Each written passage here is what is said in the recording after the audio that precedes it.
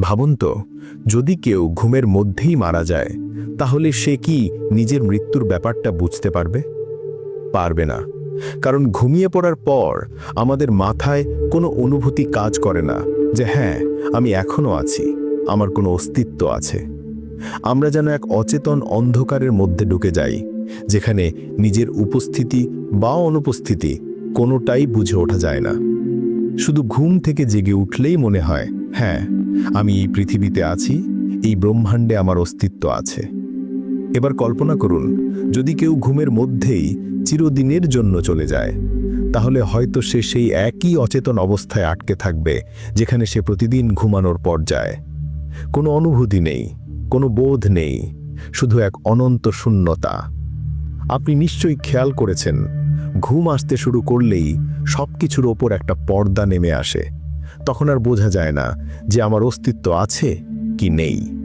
এমনকি এটাও টের পাওয়া যায় না যে আমি এখন ঘুমিয়ে আছি।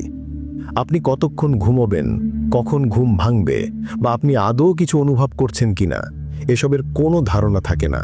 এসব যেন একটা বড় নীরবতার মধ্যে মিলিয়ে যায়। ঘুমের পরের এই অবস্থা যেন আমাদের পুরোপুরি একটা শূন্যতার মধ্যে নিয়ে যায়। এক ধরনের নাথিংনেস, যেখানে কোনো চিন্তা নেই, সময়ের কোনো ধারা নেই, নিজের অস্তিত্বের কোনো স্মৃতি নেই, একটা পরিপূর্ণ শূন্যতা।